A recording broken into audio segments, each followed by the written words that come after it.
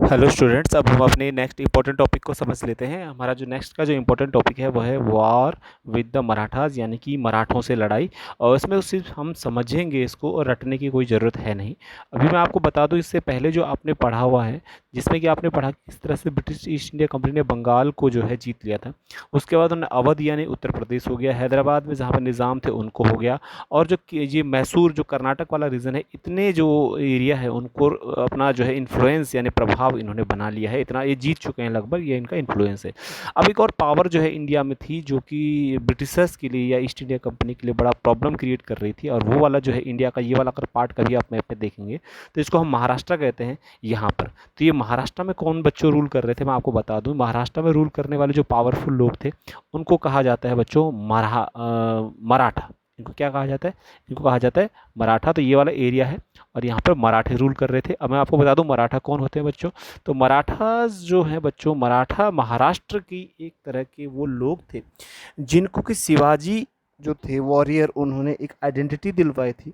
और मराठे जो है उन्होंने अपना जो किंगडम था वो इस्टेब्लिश महाराष्ट्र में किया था। बाद में 1761 तो जो मराठे थे, ये मराठा जो थे, इनका जो एरिया था, ये किंगडम था, वो पूरे के पूरे महाराष्ट्र से लेकर के इनका इन्फ्लुएंस जो है दिल्ली मुगल एम्परर पर तक होने लग गया था। ठीक है, इतना मैं आपको सिर्फ शॉर्ट में बता रहा हूँ। ठीक है, नेक्स्ट हम उसी टॉपिक पर शुरू करते हैं बच्चों।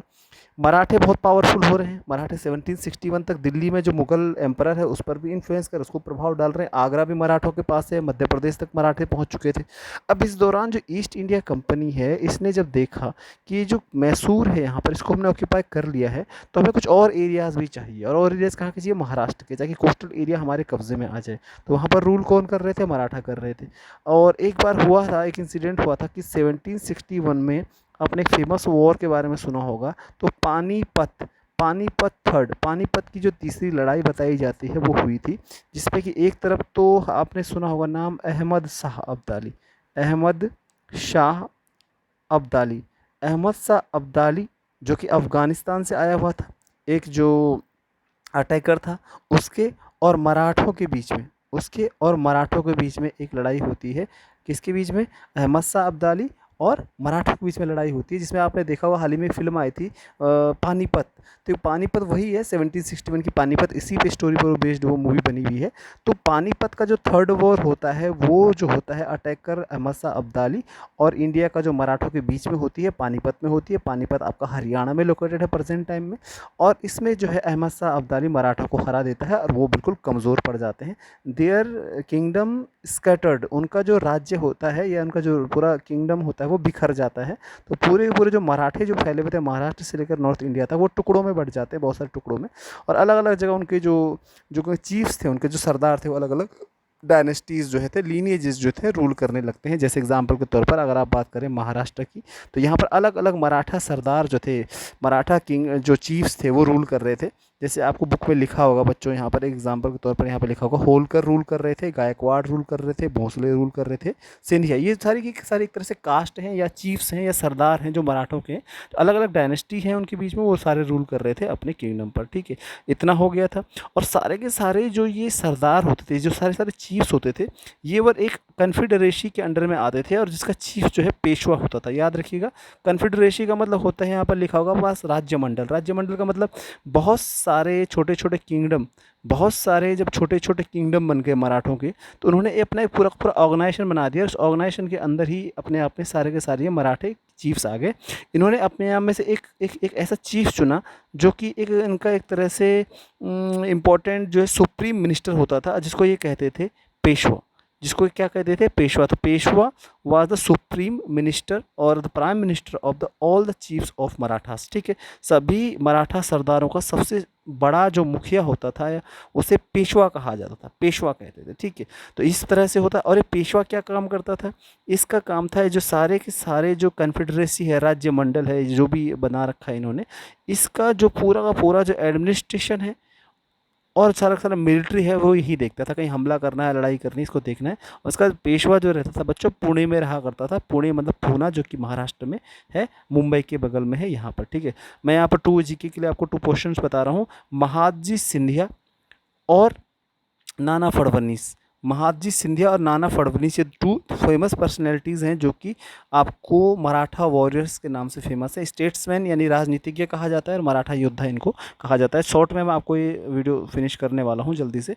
तो इसके बाद क्या हुआ बच्चों, कि अंग्रेज़ों ने क्या किया कि लड़ाई लड़ी थी, किस साथ, मराठों के साथ वॉर्स लड़ी। इन्होंने बहुत ज़्यादा लड़ाइयाँ लड़ी थी और कम से कम 3 अंग्रेज़ों और मराठों के बीच में 3 लड़ाइयाँ हुई थी। They fought 3 Wars with the Marathas, Britishers fought 3 Wars with Marathas. ठीक है, फर्स्ट आपको यहाँ पर देखना है 1782 में हुआ, जिसमें ट्रीटी ऑफ सालाबाई होती है। आपको रटना नहीं इतना ज़्यादा है, बहुत ज़्यादा आपका सिलेबस है। दूसरा आपका आता है, सेकंड जो आता है आपके पास, वो बहुत इंपॉर्टेंट है।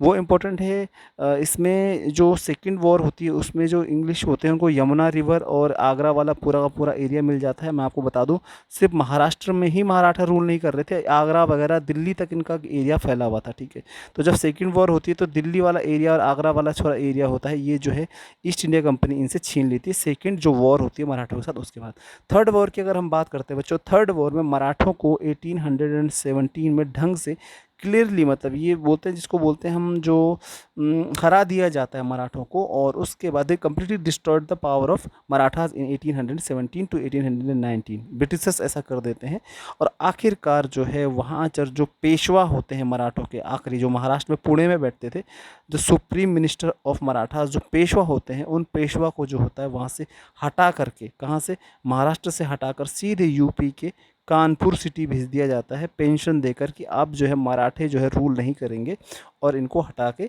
भेज दिया जाएगा। तो कानपुर में बिठूर एक लोकेशन होगी।